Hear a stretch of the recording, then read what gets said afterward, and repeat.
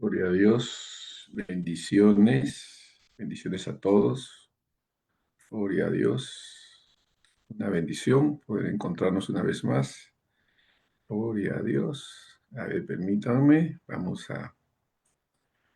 gloria a Dios, aleluya. Alabado sea Dios. Muy bien, un abrazo para todos, bendiciones. Me alegra podernos reencontrar después de una ausencia de 2 semanas, ya que hemos estado en misiones en Pucallpa. Pero aquí estamos para seguir con nuestros estudios. Estamos hablando de la importancia que tiene el amor fraternal entre nosotros los santos, los creyentes. Hemos sido llamados por el Señor para amarnos, para bendecirnos de una manera mutua. Vivimos en tiempos donde la desconfianza, el individualismo y la frialdad espiritual parecen ganar terreno, incluso dentro del pueblo de Dios.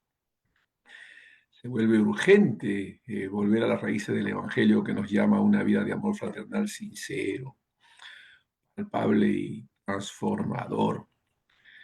La fe cristiana no es solamente una adhesión intelectual a doctrinas, sino una vivencia encarnada del amor divino entre hermanos que han sido redimidos por la misma sangre, adoptados por el mismo Padre y unidos por el mismo Espíritu. Entonces, es importante que tengamos este deseo profundo de ver restaurado el amor entre los creyentes, no como un ideal romántico o utópico, sino como una realidad concreta, visible y perseverante. El Señor Jesús lo dejó claro. Él dijo en Juan 13:35, en esto conocerán todos que sois mis discípulos, si tuvierais amor los unos para con los otros. Juan 13:35. Él no dijo si predicas con elocuencia, si haces milagros, si plantas iglesias, sino si os amáis. Este amor fraternal no es opcional ni accesorio, es la credencial auténtica del discípulo verdadero. Así que he estructurado, he desarrollado esta enseñanza en 15 puntos claves, cada uno dedicado a una señal inconfundible de un amor fraternal saludable. ¿Por qué podemos tener un amor no saludable? Y hay que tener cuidado. Esto no se trata de una teoría abstracta ni de meras exhortaciones morales. Cada señal que vamos a mencionar o característica está anclada en la Escritura. Está desarrollada con profundidad bíblica y es puesto en un lenguaje sencillo de manera que podamos captar los principios que estas verdades reflejan. Es importante poder darnos cuenta que el Señor ha dicho en Salmo 133:1, mirad cuán bueno y agradable es habitar los hermanos juntos y en armonía. Es el llamado de Dios a nosotros. Miren, hermanos, el amor fraternal es clave, es la esencia del evangelio que vivimos. Porque el evangelio de Jesucristo, hermanos, no solo transforma nuestros corazones, sino que también transforma nuestras relaciones. Donde antes había egoísmo, surge la entrega, donde reinaba el orgullo, florece el amor, la humildad, donde abundaba la enemistad y el rencor, ahora brotan la reconciliación y la paz, la obra redentora de Cristo, que es importante entender que nos trae nuevas relaciones. Esta obra no solo nos salva, pero no nos salva para vivir aislados, sino para formar parte de una familia espiritual marcada por el amor fraternal. Entonces, no se trata, por supuesto, simplemente de llevarse bien con los hermanos, sino de amarlos como Cristo nos amó. Juan 13:34. Vivimos en una era donde la conexión superficial es abundante, pero la comunión genuina es escasa. La tecnología nos mantiene informados de lo que hacen nuestros hermanos, pero no necesariamente nos mantiene unidos. Las redes sociales pueden simular cercanía, pero no sustituyen la presencia, el servicio, la hospitalidad, ni la oración unos por otros. Es en este contexto que el amor fraternal corre el peligro de convertirse en un concepto idealizado y olvidado, más que una práctica encarnada y palpable. El amor fraternal es mucho más que cordialidad o simpatía. Es la evidencia espiritual de que hemos sido regenerados. ¿Recuerdan lo que dice allá en 1 Juan 3:14? Nosotros sabemos que hemos pasado de muerte a vida en que amamos a los hermanos, en que amamos a los hermanos. Una iglesia puede tener una buena organización, programas vibrantes y crecimiento numérico, pero si no hay amor fraternal, no hay vida. Y donde no hay vida, tarde o temprano todo se marchita. Así que es importante que podamos ver esto, explorar esta verdad a la luz de las escrituras. Estas señales de las que vamos a hablar identifican y describen un amor fraternal saludable entre los creyentes. Por supuesto, no son normas humanas ni ideas subjetivas, sino expresiones vivas del carácter de Cristo obrando en nosotros su pueblo. Porque cada señal representa una dimensión concreta de cómo el amor se manifiesta y se cultiva y se mantiene dentro del cuerpo de Cristo. Así que vamos a ver estas verdades de manera que podamos crecer. La Biblia nos habla de amarnos unos a otros, como Él nos ha amado. La primera característica de este amor es que este amor se edifica sobre la verdad. Este amor se edifica sobre la verdad. Miren lo que dice en Efesios 4:15. Miren, Efesios 4:15. Sino que, siguiendo la verdad en amor, crezcamos en todo en aquel que es la cabeza, esto es Cristo. Sino que siguiendo la verdad en amor, crezcamos en aquel que es la cabeza, esto es Cristo. Efesios 4:15. Entonces, esto quiere decir que el verdadero amor no nace, el verdadero amor del que estamos hablando, ¿ah? No nace del sentimentalismo, ni se edifica sobre impresiones emocionales o vínculos superficiales. El apóstol Pablo nos enseña que el amor que proviene de Dios es un amor que camina de la mano con la verdad. No hay contradicción entre ambos, porque el amor genuino necesita la verdad como su fundamento. Y la verdad se expresa con mucha claridad cuando fluye a través del amor. Son verdades claves, fundamentales para poder nosotros entender de qué tipo de amor estamos hablando. Y el apóstol Pablo nos enseña que el amor que proviene de Dios es un amor que camina de la mano con la verdad, ¿no? De la mano con la verdad. O sea, no hay contradicción entre ambos. El amor genuino necesita la verdad como su fundamento. Y la verdad se expresa con mucha claridad cuando fluye a través del amor. En muchas comunidades cristianas se ha tergiversado la idea del amor hasta convertirlo en un mero consentimiento de todo, donde la confrontación amorosa es vista como juicio y la corrección fraternal como falta de gracia. Pero el amor que ignora la verdad no es amor cristiano, sino una caricatura peligrosa que deja al hermano en su error, al pecador en su pecado y al herido sin sanidad verdadera. El amor fraternal saludable se atreve a hablar con sinceridad, pero con mansedumbre, es decir, la verdad, pero revestida de gracia. No es indiferente ante el error ni cómplice del pecado. Más bien, se edifica mutuamente en la verdad que libera, transforma y edifica a la iglesia. Eso es clave. Es decir, es un amor que no engaña, es un amor que transforma. Pablo describe a los efesios con la intención de verlos crecer y madurar como cuerpo. Y uno de los signos de esta madurez es precisamente que hablen la verdad en amor.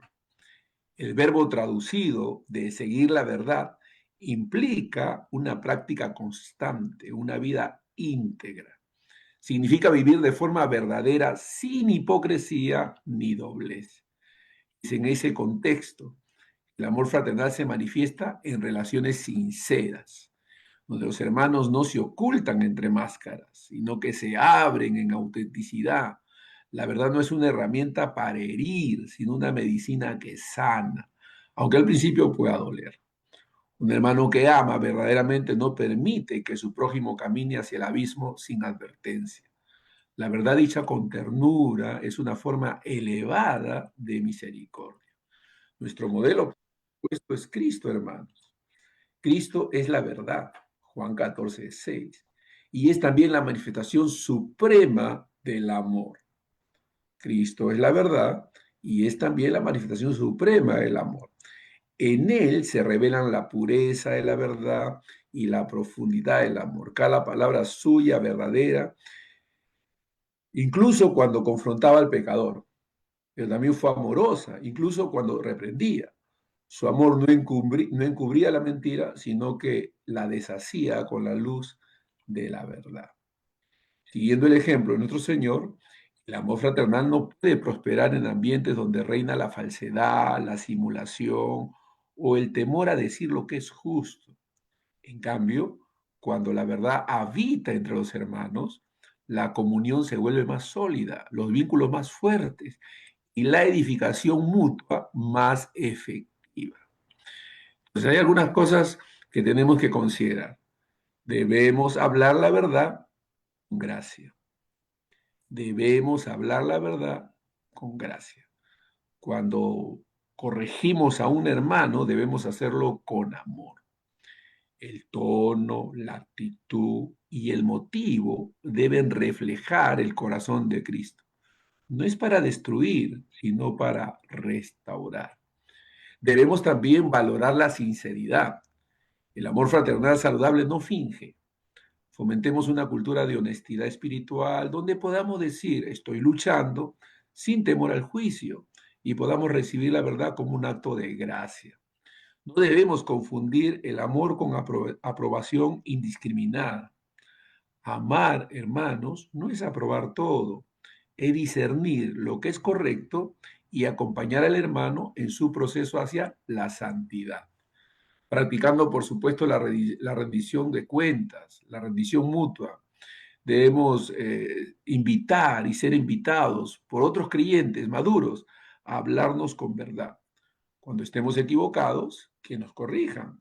Un corazón dispuesto a escuchar es un corazón que ama y crece. Como hermanos en Cristo debemos moldear esta señal que estamos hablando del amor con verdad, esta señal del amor fraternal, predicando fielmente, aplicando la disciplina bien, conversando de manera personal, llamando la atención con gracia y verdad. Estos son instrumentos poderosos de edificación. Debemos enseñar a nuestros hermanos a amar, no es ocultar, que amar no es ocultar, ¿ah? Sino revelar, no es callar la verdad, sino proclamarla con amor redentor. De esa manera nos vamos a edificar en amor sobre la verdad y encontrar ahí un verdadero refugio y seguro, donde podemos encontrar gracia, pero también dirección, donde el herido puede hallar consuelo, pero también orientación, donde el hermano puede confiar porque sabe que será amado en la verdad y no en la falsedad. Ahora, este amor del que estamos hablando es un amor práctico, es un amor que se expresa por el servicio. Déjeme repetir eso. Es un amor que se expresa por el servicio. Se expresa por el servicio mutuo. Miren lo que dice en Gálatas 5:13. Porque vosotros, hermanos, a libertad fuisteis llamados, solamente que no uséis la libertad como ocasión para la carne, sino servíos por amor los unos a los otros. Fíjense lo que dice Pablo, sino servíos por amor los unos a los otros. Galatas 5:13. Es decir, es un amor que se arrodilla para servir. El amor fraternal del que estamos hablando, hermanos, no se limita a las palabras, los saludos cálidos o las intenciones nobles. El amor genuino se arrodilla, se ensucia las manos y actúa. Es un amor con delantal, no con galardones. Es el amor del Maestro que, siendo Señor, lavó los pies de sus discípulos, como se registra en Juan capítulo 13, versículo 12 al 15. Él nos ha enseñado que el camino de la grandeza en el reino es el camino del servicio. Más, el apóstol Pablo, escribiendo a los Gálatas, les recuerda que han sido llamados a la libertad, pero no para vivir centrados en sí mismos, sino para entregarse a los demás con amor, en un contexto donde algunos abusaban de la libertad cristiana para justificar la pereza espiritual o el egoísmo. Pablo reorienta la mirada de la iglesia hacia la cruz, donde Cristo se dio a sí mismo por amor. Esa misma entrega es la que debe marcar las relaciones entre los creyentes. Entonces, el amor fraternal saludable no es pasivo ni perezoso, se manifiesta en actos concretos de servicio. No espera que se le pida ayuda, sino que se adelanta a las necesidades. Es intencional. No calcula el costo, sino que se deleita en la entrega. No se trata de una actitud ocasional, sino de una disposición constante a poner nuestros dones, recursos, talento y tiempo, aún fuerzas, al servicio del otro. De eso se trata el amor fraternal. Porque este amor lo vemos como el reflejo del servicio de Cristo a través de nosotros. Recuerdan Marcos 10:45, Cristo no vino a ser servido, sino a servir. Esta afirmación debería estremecer el corazón nuestro. El Hijo de Dios lleno de gloria bajó hasta lo más bajo para elevarnos. El que tenía todo el derecho de exigir decidió ofrecerse. El que podía mandar prefirió ministrar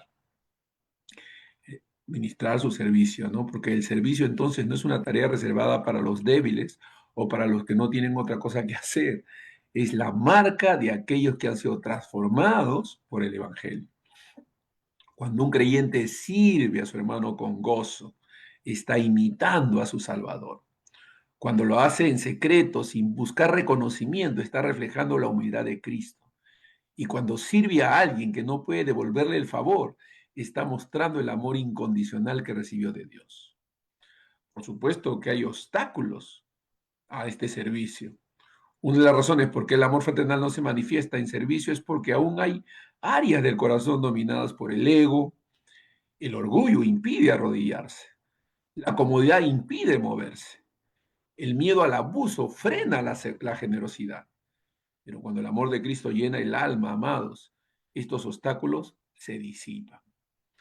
A menudo la falta de servicio en una congregación no es el problema de tiempo, sino de amor. Donde hay amor fraternal y auténtico, hay iniciativa, hay entrega, hay disposición.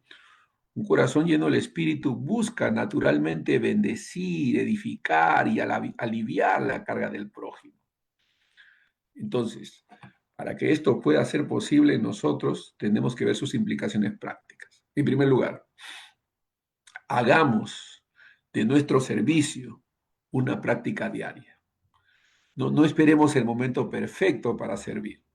Comencemos hoy, ayudando con lo pequeño, visitando al enfermo, escuchando al afligido, llevar una carga que no nos corresponde, ¿no? Eso cuenta como un acto de amor y de servicio. Descubrir nuestros dones y emplearlos. Dios no nos salvó para que nos sentemos, sino para que sirvamos.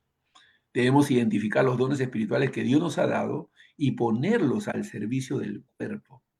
El amor fraternal se expresa cuando cada miembro contribuye con lo que ha recibido, ¿no? Servir al prójimo sin esperar recompensa. Por eso el Señor nos hace funcionar en base a ofrendas, porque las ofrendas son voluntarias, son un acto de generosidad, es una manifestación de amor, no por un salario, no por una cuenta, ¿no? Donde uno pone y establece una medida de pago, no, ofrendas. Ese es el lenguaje del amor. El lenguaje del amor son las ofrendas, porque la ofrenda es algo voluntario, es una expresión de amor, de reconocimiento y nace del corazón. No es un salario, Entonces, eso es realmente la marca del amor, ¿no? Entonces, sin esperar recompensa, el servicio cristiano no es una inversión esperando beneficios, es una ofrenda que se eleva al cielo. Sirve aunque no sea visto, sirve aunque no haya agradecimiento. Nuestro Padre que lo ve en secreto nos va a recompensar. Él es fiel, Él es fiel. Entonces debemos nosotros fomentar una cultura de servicio entre nosotros. Debemos fomentar una cultura de servicio entre nosotros. Como ministros, como líderes, como miembros, debemos promover un ambiente donde todos nos animemos a servir. Rompamos la mentalidad de espectadores y despertemos nuestra identidad de siervos, ¿no? Entonces, entender que no solo los pastores son llamados a servir, Él no es el único que sirve. Nuestro rol es fomentar que nuestros hermanos se sirvan unos a otros, ¿no? Esa es la obra del ministerio, es la obra del servicio. Una iglesia saludable, un creyente sano, no es aquello donde pocos hacen mucho, sino donde muchos hacen con gozo lo que el Señor les ha encomendado. El amor fraternal, hermanos, se mide no solo en lo que sentimos, sino en lo que hacemos por el otro, especialmente cuando nadie nos ve.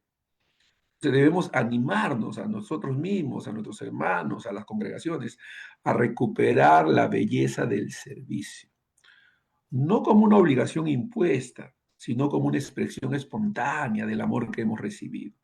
Si vamos con excelencia, con humildad, con fidelidad, y al hacerlo, mostremos al mundo que el amor de Cristo aún vive y actúa entre su pueblo. Hay otra forma de expresión de amor entre nosotros, y es tener el hábito de orar unos por otros. Tener el hábito de orar unos por otros. Esa también es una expresión de amor fraternal. Fíjense lo que dice en Efesios 6:18.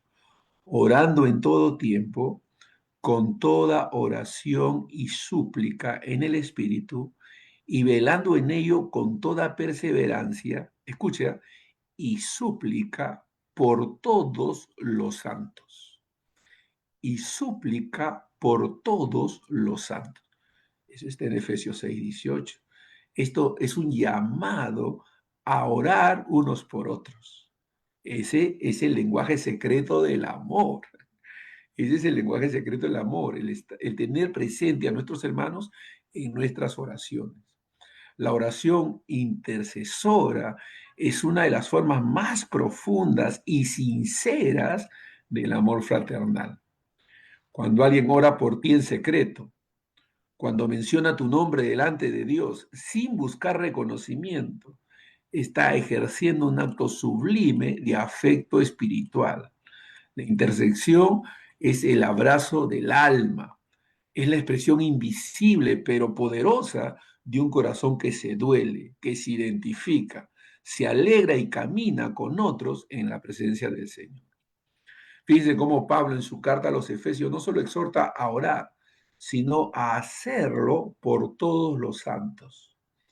La oración constante por los hermanos no es una opción del creyente piadoso, es el deber sagrado de todos los redimidos. La oración que el amor fraternal es en la oración que el amor fraternal se hace tangible en el ámbito espiritual. Es en la intercesión donde el vínculo de unidad se refuerza, porque en ella compartimos las cargas, nos identificamos con las luchas y pedimos juntos la intervención de Dios en todo y por todo, porque Dios lo puede todo. Una iglesia que ora unos por otros es una iglesia que se ama de verdad. El que ama ora y el que ora ama.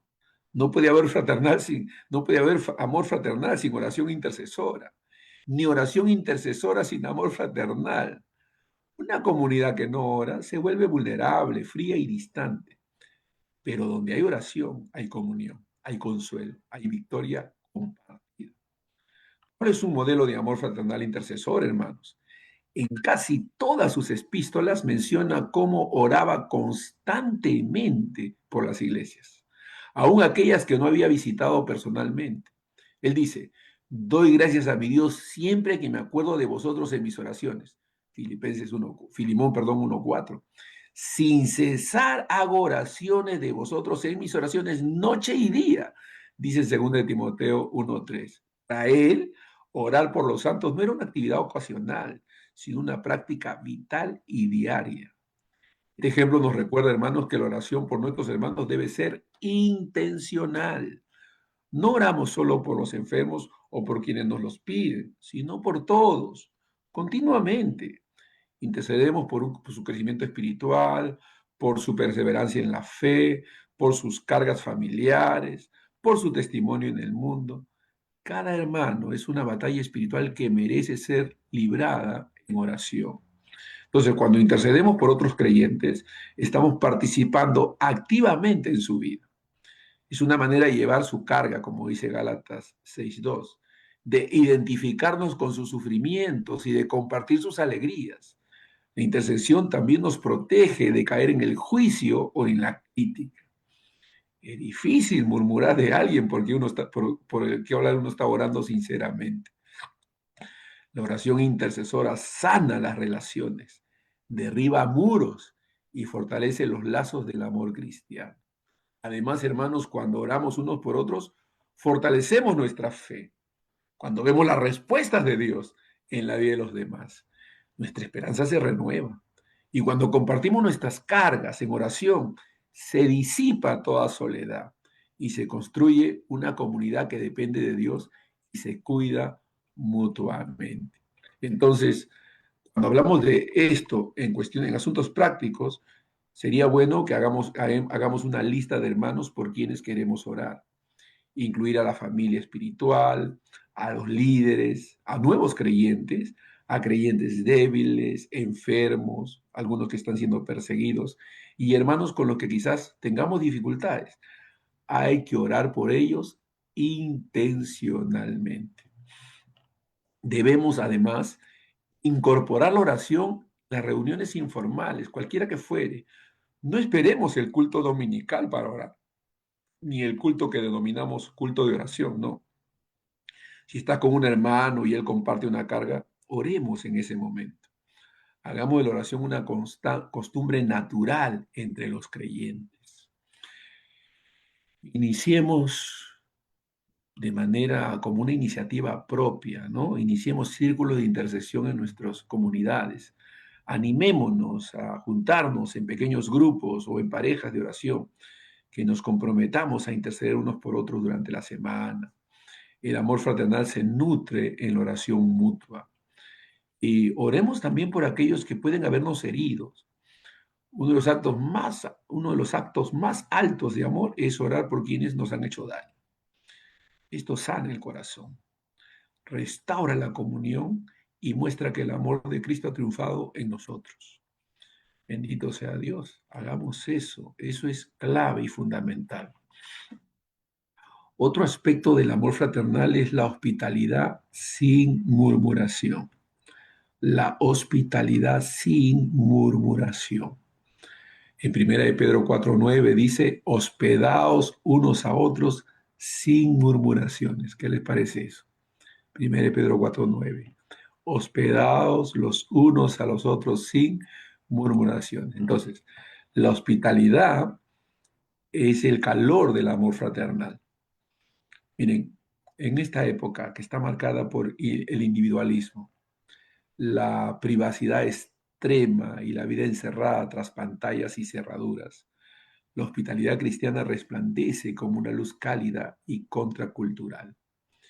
El llamado bíblico, según el apóstol Pedro, es a abrir nuestras puertas y corazones. No es una sugerencia social, es una señal inequívoca del amor fraternal en acción. En la escritura, la hospitalidad no se reduce a ofrecer un plato de comida, sino a compartir la vida con el otro, a acoger al hermano con generosidad y sin reservas. Pedro, escribiendo a creyentes que vivían bajo persecución y dispersión, les exhorta a practicar la hospitalidad sin murmuraciones. Esto revela dos verdades fundamentales. Primero, que la hospitalidad es una práctica indispensable para la comunión cristiana. Y segundo, que puede deteriorarse cuando se realiza con quejas, incomodidad o segundas intenciones. Por eso, el amor fraternal saludable no solo abre la puerta, sino que lo hace con alegría, sin resentimiento, sin cálculo ni hipocresía. La casa del creyente es una extensión de nuestro corazón. El hogar cristiano no es una fortaleza cerrada, sino una embajada del reino, un lugar donde el amor se sirve en platos, se sienta en la mesa y se derrama en conversación, consuelo y edificación. Donde hay hospitalidad, hay espacio para sanar, para compartir cargas, para reír y orar juntos. Una muestra de amor fraternal era el comer juntos, el participar, lo que le llaman el ágape, las reuniones de ágape, donde comían juntos, reían juntos, compartían juntos. La hospitalidad no solo beneficia al huésped, también transforma al anfitrión. Hay muchos ejemplos bíblicos de los santos en la fe, donde desde los patriarcas del Antiguo Testamento hasta los creyentes en la iglesia primitiva, la hospitalidad era una marca, una práctica esencial del pueblo de Dios. Abraham, sin saberlo, hospedó ángeles, dice en Hebreos 13:2. Lidia abrió su casa a Pablo y sus compañeros en Filipos, Hechos capítulo 16, versículo 15. La iglesia de Filimón se reunía en su hogar, Filimón 1:2. Y la viuda de Sereta hospedó al profeta Elías en medio de su necesidad. Primera de Reyes capítulo 17. Estos ejemplos, hermanos, nos fueron motivados con el propósito de poder darnos cuenta de la gracia y el favor de Dios. Estos ejemplos no fueron motivados por comodidad, sino por obediencia y amor. En todos los casos, la hospitalidad fue un instrumento de bendición recíproca. Hoy nos enfrentamos a situaciones similares, ¿no? Donde hay necesidad. Debemos poder enfrentar este desafío. ¿Seguiremos siendo la iglesia en lugar de comunión genuina o nos convertiremos en una agrupación de desconocidos que solo saludan el domingo? Que saludan el domingo. El hogar cristiano debe ser un altar de gracia, no una vitrina de apariencia. La hospitalidad sin murmuración requiere morir al egoísmo, ajustar agendas y asumir el costo de compartir. Pero el fruto es glorioso. Relaciones profundas, corazones unidos, necesidades suplidas y sobre todo Dios siendo glorificado. Porque la hospitalidad refleja a Cristo en medio de nosotros. Cristo mismo es perfecto, es el perfecto anfitrión. Él nos recibió cuando éramos indignos, nos preparó un lugar en su casa, Juan 14:2, nos sentó en su mesa, Apocalipsis 3:20, y nos alimenta con su palabra. El Evangelio es el acto supremo de hospitalidad divina. Dios nos abrió no solo su casa, sino su corazón y su reino. Cuando un creyente abre su hogar para acoger a otros, está representando a Cristo. Cada taza de café compartida, cada espacio cedido, cada conversación a la luz de las Escrituras es una extensión de su gracia. La hospitalidad no es un adorno, es un ministerio. Y como todo ministerio, debe ejercerse con humildad, generosidad y sin murmuración. Entonces, debemos poder disponer y abrir nuestros hogares con intención y propósito. No esperemos tener todo perfecto para comenzar. Hospitalidad no se trata de ostentar, hermanos, sino de compartir. Una casa sencilla con un corazón generoso es más útil que una mansión cerrada. Recibamos con alegría y sin quejarnos. Nuestra motivación no sea la obligación, sino el gozo de servir. Recordar que al acoger a nuestros hermanos estamos acogiendo a Cristo, como dice en Mateo capítulo 25, versículo 40. Hagamos de nuestra casa un espacio de discipulado. Invitemos a creyentes a comer, a orar, a estudiar la Biblia. La mesa del hogar es uno de los lugares más eficaces para enseñar, animar y edificar. Incluyamos inclusive a los olvidados. a los más olvidados. Seamos intencionales en recibir a los solitarios, a los nuevos en la fe, a los que no tienen familia cerca. La hospitalidad fraternal es también inclusión redentora, inclusión redentora. Entonces fomentemos entre nosotros la cultura de ser hospedadores. Alabado sea Dios. Además, es inevitable que a veces hayan malos entendidos y ofensas entre nosotros, pero ejercitémonos en el perdón y la paciencia. Ejercitémonos en el perdón y en la paciencia. ¿Qué dice Colosenses 3:13? Soportándoos unos a otros y perdonándoos unos a otros. Si alguno tuviere queja contra otro, de la manera que Cristo os perdonó, perdonaos también los unos a los otros. Así hacerlo entre vosotros. Colosenses 3:13. ¿Por qué? Porque hay fragilidad humana y hay grandeza en el perdón. Escuche, amar fraternalmente no es amar a personas perfectas, sino a hermanos redimidos en proceso de santificación. En la comunión cristiana no estamos exentos de ofendernos, de que haya malos entendidos y a veces diferencias y también heridas. La cercanía entre creyentes es hermosa, pero también puede producir fricción. Por eso, el verdadero amor fraternal no se mide, ¿no? No se mide por las dificultades, sino cómo tratamos con ellas, ¿no? No se mide cuando todo marcha bien, sino cuando surgen conflictos, decepciones o dolores. Es allí donde dos virtudes resplandecen con fuerza, el perdón y la paciencia. El perdón y la paciencia. El apóstol Pablo nos plantea la posibilidad, ¿no?, de caminar en amor. ¿Por qué? Porque dificultades pueden presentarse. ¿Qué dice el apóstol Pablo? Si alguno tuviere queja contra otro, es decir, habrá momentos en los que alguien nos falle, nos hiere o nos decepcione. Y en vez de responder con rencor o aislamiento, el creyente está llamado a reflejar la gracia que ha recibido. De la manera que Cristo os perdonó, así también hacedlo vosotros. El amor fraternal saludable se ejercita precisamente en el terreno difícil del perdón. No se alimenta de resentimientos, no guarda una lista de agravios, no espera la venganza, no se deleite en la caída del otro. El amor cubre multitud de faltas, dice Primera de Pedro 4:8. No porque las ignore, sino porque elige actuar con compasión, restaurar con mansedumbre y extender la misma misericordia que hemos recibido. De manera que Cristo perdonó, perdonados, así hacerlo entre vosotros. Perdonar como Cristo es un llamado sublime, hermanos. Ahora escuche, perdonar no es minimizar la ofensa, ni fingir que nada ocurrió. Es elegir no cobrar la deuda. Es renunciar al derecho de venganza y dejar que la gracia prevalezca. El modelo supremo de perdón es Cristo. Él fue ofendido, traicionado, ultrajado y crucificado, y sin embargo en la cruz intercedió por sus ofensores. Padre, perdónalos, dijo en Lucas 23:34. Bendito sea Dios. Así que ese es el estándar para nosotros como creyentes.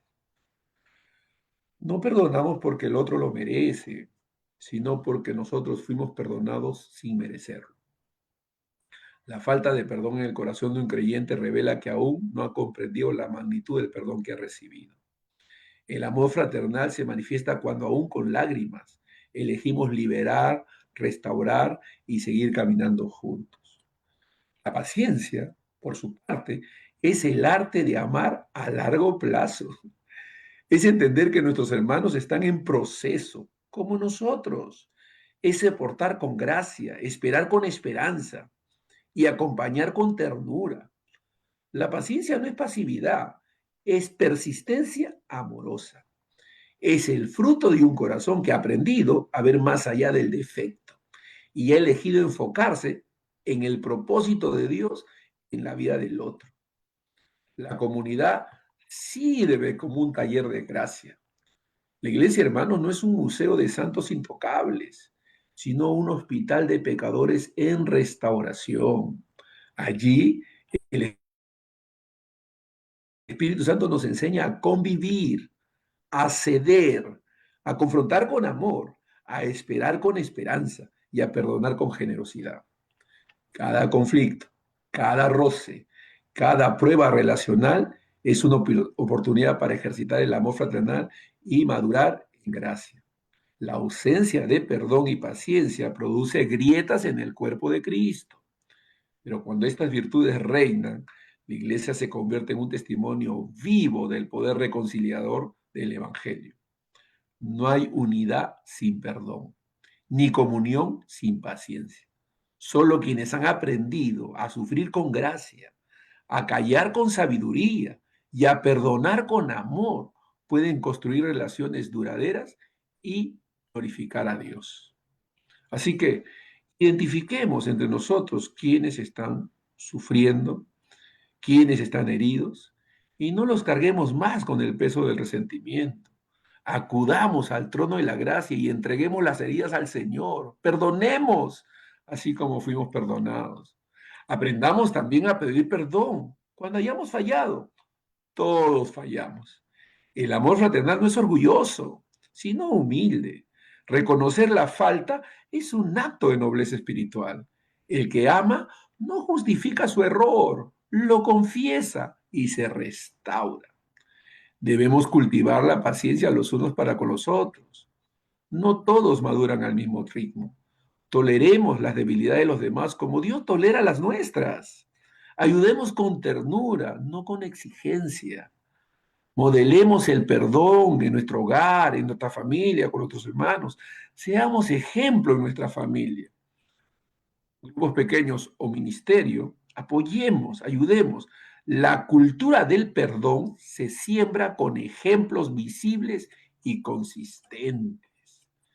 En el ministerio, hermano, hay a veces heridas, relaciones donde es inevitable el dolor, pero como hombres de Dios somos llamados a ser instrumentos de reconciliación.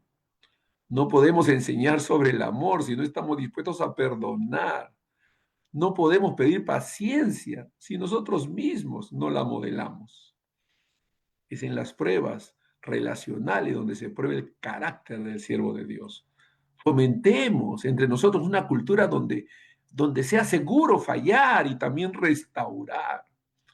Que la disciplina no se aplique sin misericordia. La aplicamos con misericordia. Que el perdón no sea una excepción, sino una norma de vida.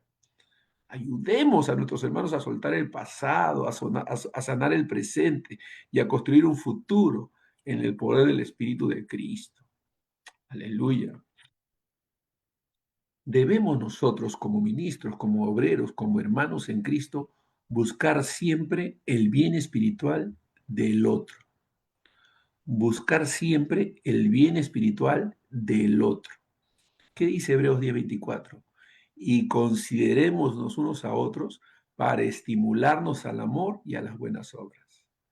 Y considerémonos unos a otros para estimularnos al amor y a las buenas obras. Eso dice en Hebreos 10:24. El amor que edifica es un amor consistente. El amor que edifica es un amor consistente.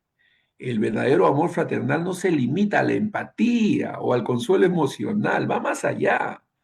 Busca activamente el bien espiritual del otro.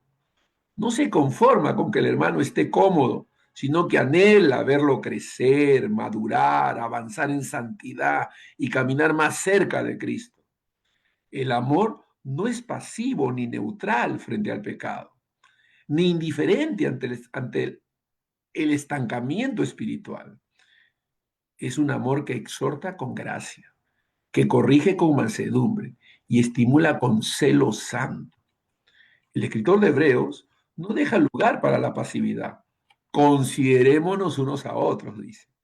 La vida cristiana no es una carrera individualista, En el cuerpo de Cristo, cada miembro es responsable no solo de su propio andar, sino también del bienestar espiritual del prójimo. Esta consideración mutua es una atención activa y consistente. Mira al otro con ojos de cuidado, con oídos atentos a sus necesidades, con corazón dispuesto a intervenir cuando lo necesite. El propósito de esta consideración es doble: estimularnos al amor y a las buenas obras. Esto implica que el amor fraternal debe provocar, animar, mover al hermano hacia una vida cristiana más vibrante y comprometida. Donde hay verdadero amor, hay un compromiso con la edificación mutua. Donde hay indiferencia, se permite el estancamiento. Y donde hay permisividad, se tolera el pecado en nombre de un falso amor. Es un amor que confronta con gracia. Confronta, sí, pero con gracia. Buscamos el bien espiritual del otro, eso significa confrontando cuando es necesario. No con superioridad ni juicio, sino con humildad y verdad. El amor bíblico no finge que todo está bien cuando no lo está. No calla ante la caída del hermano, ni disimula la tibieza. Más bien se aproxima con compasión, con lágrimas si es preciso, y con palabras que sanan sin destruir. En Gálatas 6:1 se nos exhorta: hermanos, si alguno fuere sorprendido en alguna falta, vosotros que sois espirituales, restaurarle con espíritu de mansedumbre. Restaurar es parte del amor fraternal. No basta con orar por él desde lejos, se requiere cercanía, valentía y ternura. El amor verdadero va más allá de la herida y apunta al corazón del hermano, deseando su restauración plena. A menudo se confunde el amor con el silencio y la tolerancia con la aceptación del pecado. Pero un amor que no advierte, que no exhorta, que no confronta con humildad, no es amor, sino indiferencia. El que ama cuida el alma del otro, aunque eso implique incomodidad momentánea.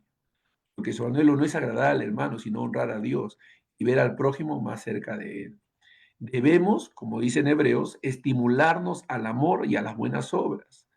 Estimularnos al amor y a las buenas obras. La palabra estimular, usada en Hebreos 10:24, sugiere una acción activa, incluso provocadora. Es agitar, mover, despertar. El amor fraternal saludable no deja que el hermano se adormezca espiritualmente. Lo anima a servir, a perseverar, a crecer. Le recuerda el propósito de su llamado, le afirma en sus dones y le impulsa a vivir con pasión por Dios. Esto puede hacerse de muchas maneras: una palabra de aliento, una conversación profunda, una invitación al servicio, un testimonio personal, una exhortación basada en la palabra. No todos los estímulos son confrontación directa. Muchos vienen revestidos de ternura, inspiración y ejemplo silencioso. Pero todos tienen un objetivo común: edificar al hermano en Cristo. Entonces, eso significa, hermanos, que debemos interesarnos activamente por el crecimiento espiritual de nuestros hermanos, preguntar cómo están, animarlos a caminar con Dios, compartir nuestros recursos, orar por sus luchas, acompañarlos en sus procesos. No debemos tener temor de corregir con amor. Si vemos a nuestro hermano desviarse, acerquémonos con humildad y mansedumbre, no para condenar, sino para restaurar. Usemos la palabra con sabiduría y gracia. Seamos un estímulo constante para otros. Demos ejemplo de fidelidad. Motivemos con nuestro testimonio, levantemos al caído, impulsemos al tibio, afirmemos al débil. Nuestra vida puede ser una chispa que enciende el fuego en otros. Debemos crear espacios de edificación mutua. Cuando tú me Debemos dijiste buscar juntarnos para estaba poder trabajando. bendecirnos mutuamente, para poder ayudarnos los unos a los otros, estimularnos al amor los unos para con los otros. Como ministros del Señor debemos cuidar no solo la doctrina, hermanos, sino el desarrollo espiritual de cada miembro. No podemos Para regresar al contentarnos con iglesias llenas de gente quiero inmadura, ver al sino pastor, no lo formar veo. comunidades donde cada creyente sepa que su vida espiritual importa. Aleluya, ¿no?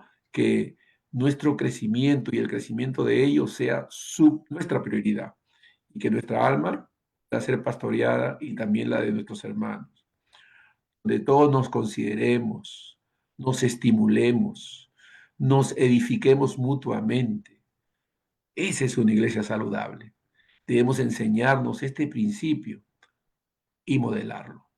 Debemos ser los primeros en acercarnos al descarriado, en animar con un servicio fiel, en cuidar el alma de los nuestros, que como que vamos a dar cuenta de ello, ¿no? Debemos además aprender a regocijarnos en la comunión. Miren lo que dice el salmista en Salmo 133:1. Mirad cuán bueno y cuán delicioso es habitar los hermanos juntos en armonía. Debemos fomentar la comunión, aleluya, debemos fomentar la comunión, el compañerismo, la fraternidad entre nosotros, la amistad sincera. Miren, ¿qué dicen Hechos 2:42? Y perseverando en la doctrina de los apóstoles, en la comunión unos con otros, en el partimiento del pan y en las oraciones. O sea, ellos perseveraban en tener comunión los unos con los otros, se esforzaban por estar en comunión los unos para con los otros. No esperaban que esto sucediera de una forma casual. No, ellos no pensaban que esto se iba a dar simplemente de manera natural. No, ellos eran intencionales, perseveraban en esa comunión. Como dice el apóstol Pablo, en lo que dependa de vosotros, procurar estar en paz con todos. Entonces, el amor fraternal no solo se demuestra en momentos de servicio o en actos de compasión, también se manifiesta en el gozo de compartir la vida juntos.